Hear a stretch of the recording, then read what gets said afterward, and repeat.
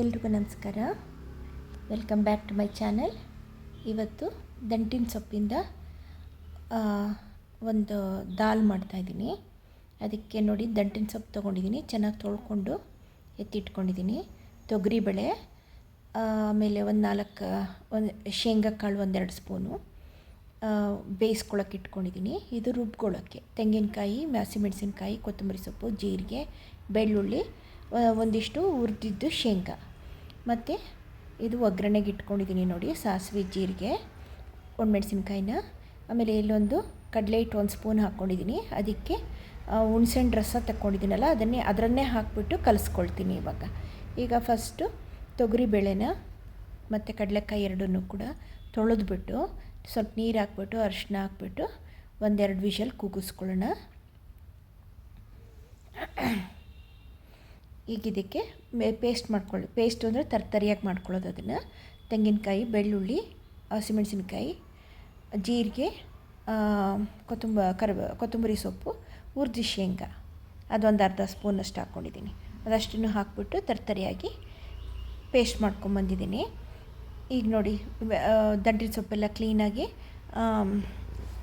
ತೊಳೆದಿಟ್ಕೊಂಡಿರೋ ದಂಟಿನ ಸೊಪ್ಪನ್ನ ಸಣ್ಣದಾಗಿ ಹೆಚ್ಚಿಟ್ಕೊಂಡಿದ್ದೀನಿ. ಈಗ ಕಡಲೆ ಹಿಟ್ಟಿದೆಯಲ್ಲ, ಬೇಸನ್, ಅದಕ್ಕೆ ಈ ಹುಣಸೆಹಣ್ಣು ಹಾಕ್ಬಿಟ್ಟು ಅದೊಂದು ಕಲಿಸ್ಬಿಟ್ಟು ಗಂಟಿಲ್ದಂಗೆ ಕಲಸಿಟ್ಕೊಳ್ತೀನಿ. ಇದಿಷ್ಟು ರೆಡಿ ಮಾಡ್ಕೊಂಡಿದ್ದೀನಿ. ಈಗ ಬಾಣಲಿ ಇಟ್ಬಿಟ್ಟು ಚೂರೇ ಎಣ್ಣೆ ಹಾಕೋಣ. ಮತ್ತು ಮೇಲೆ ಒಗ್ಗರಣೆನೂ ಹಾಕಬೇಕು. ಸ್ವಲ್ಪ ಒಗ್ಗರಣೆ ಹಾಕಿಬಿಟ್ಟು ಸಾಸಿವೆ ಹಾಕಿ, ಎಣ್ಣೆ ಹಾಕಿ ಸಾಸಿವೆ ಹಾಕಿ ಈಗ ಸಿಡಿದ ಮೇಲೆ ಸೊಪ್ಪು ಹಾಕ್ಕೊಳ್ತಾ ಇದ್ದೀನಿ.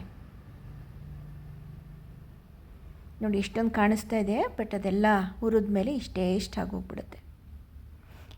ಈ ದಾಲ್ನ ನೀವು ಬೇಕಾದರೆ ದಂಟಿನ ಸೊಪ್ಪಲ್ಲೇ ಮಾಡಬೇಕು ಅಂತೇನಿಲ್ಲ, ಪಾಲಕಲ್ಲೂ ಮಾಡ್ಬೋದು, ಮೆಂತ್ಯದಲ್ಲೂ ಮಾಡ್ಬೋದು, ಬೇರೆ ಇನ್ಯಾವ್ದಾರ ಸೊಪ್ಪುಗಳಿದ್ರೆ ಇನ್ನು ಸಣ್ಣ ಸೊಪ್ಪುಗಳೆಲ್ಲ ಬರುತ್ತೆ ನೋಡಿ, ಅದಕ್ಕೇನಂತಾರ ಗೊತ್ತಿಲ್ಲ ನನಗೆ. ಇನ್ನೊಂದು 2-3 ಥರ ಸೊಪ್ಪು ಇದರಲ್ಲಿ ಆಗಲ್ಲ, ಸಬ್ಸಿಗೆ ಸೊಪ್ಪಲ್ಲಿ ಮಾಡೋಕ್ಕಾಗಲ್ಲ ನೋಡಿ. ಹುರ್ಕೊಂಡಿದ್ದೀನಿ ಈಗ. ಅದು ಯಾವುದೋ ಹೆಸ್ರು ಬರ್ತಾಯಿಲ್ಲ, ಸೊಪ್ಪಿನ ಹೆಸರು ನನಗೆ ಬಾಯಿಗೆ ಬರ್ತಾಯಿಲ್ಲ. ನೋಡಿ ಇದು ಬೇಳೆ ಕೂಡ ಬೆಂತು ತೆಗೆದಿದ್ದೀನಿ. ಅದನ್ನು ಹಾಗೇ ಮಸ್ತ್ಕೊಂಬಿಡೋಣ, ಸೌಟಲ್ಲಿ ಸ್ಮ್ಯಾಶ್ ಮಾಡ್ಕೊಂಬಿಡೋಣ. ನೋಡಿ ಎಷ್ಟಾಯಿತು ನೋಡಿ, ಇನ್ನೂ ಕರಗುತ್ತೆ, ಇನ್ನೂ ಬೆಂದಮೇಲೆ ಇನ್ನೂ ಕರಗುತ್ತೆ. ಇದು ಬೆಂದಿದೆ ಅಂತ ಆದಮೇಲೆ ಬೇಳೆ ಹಾಕ್ಕೊಂಬಿಡೋಣ. ಇಲ್ಲೇ ಚೆನ್ನಾಗಿ ಬೆಂದ್ಕೋಬೇಕದು. ಇವಾಗ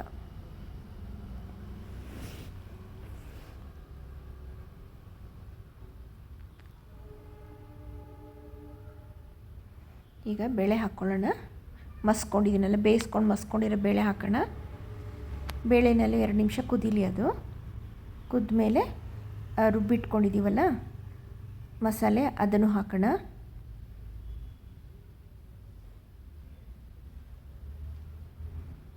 ಆಮೇಲೆ ಇನ್ನೊಂದು ಸ್ವಲ್ಪ ನೀರು ಹಾಕ್ತೀನಿ, ಗಟ್ಟಿ ಅನ್ನಿಸ್ತಾ ಇದೆ. ಮಿಕ್ಸರ್ ತೊಳೆದಿದ್ದ ನೀರು, ಕುಕ್ಕರ್ ತೊಳೆದಿದ್ದ ನೀರೆಲ್ಲನೂ ಹಾಕ್ತೀನಿ. ಈಗ ನೋಡಿ ಆ ಮಸಾಲೆ ಹಾಕ್ಕೊಂಬಿಡೋಣ. ಎಲ್ಲ ತರ್ತರಿ ರುಬ್ಕೊಂಬಂದಿರೋದು ನೋಡಿ, ಅದನ್ನು ಹಾಕ್ಬಿಟ್ಟು ಕುದಿಸೋಣ ಒಂಚೂರು.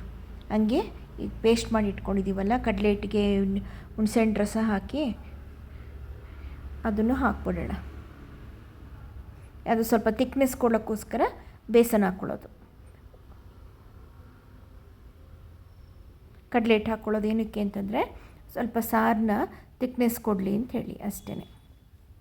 ಯಾಕೆಂದರೆ ಈ ಕಾಯಿ ಎಲ್ಲನೂ ನಾವು ತರ್ತರಿ ರುಬ್ಕೊಂಬಿಟ್ಟಿದ್ದೀವಲ್ಲ, ಅದು ಯಾವುದನ್ನು ನಾವು ನೈಸ್ ಪೇಸ್ಟ್ ಮಾಡ್ಕೊಂಡಿಲ್ಲ. ಸೊ ಹಾಗಾಗಿ ಅದು ಬೇಸನ್ ಹಾಕೋದು ಅಷ್ಟೇ, ಕಡಲೆ ಹಿಟ್ಟು ಹಾಕೋದು.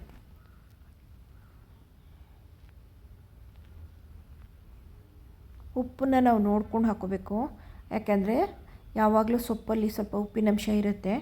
ಆಮೇಲೆ ಸ್ವಲ್ಪ ಉಪ್ಪು ಹಾಕಿದ್ರೂ ಕೂಡ ಉಪ್ಪಾದಂಗೆ ಅನಿಸ್ಬಿಡುತ್ತೆ. ಅದರಿಂದ ನೋಡಿಕೊಂಡೇ ಉಪ್ಪು ಹಾಕ್ಕೋಬೇಕು ಇದಕ್ಕೆ.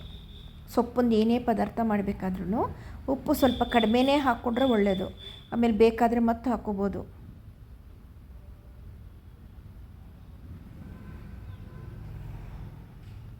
ಚೆನ್ನಾಗಿ ಕುದಿಸ್ಕೊಳ್ಳೋಣ. ಇವಾಗ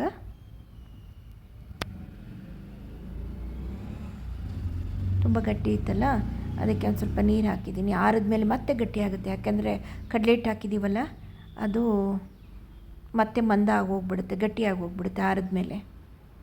ಸ್ವಲ್ಪ ತೆಳ್ಳಗೆ ಇಟ್ಕೋಬೇಕು ಇದನ್ನು.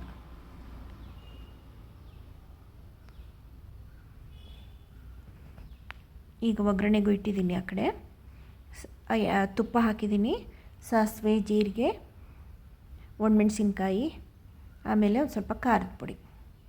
ಆವಾಗ ಮೆಣಸಿನ್ಕಾಯಿ ಬರೀ 3 ಹಾಕಿದ್ನಲ್ವ, ಖಾರ ಸಾಲಲ್ಲ, ಅದಕ್ಕೋಸ್ಕರ ಕೆಂಪು ಮೆಣಸಿನ ಪುಡಿ ಹಾಕ್ತಾಯಿದ್ದೀನಿ. ಹಾಕಿ ಒಗ್ಗರಣೆ ಹಾಕಿದ್ರೆ ಸಾರು ರೆಡಿ, ದಾಲ್ ರೆಡಿ.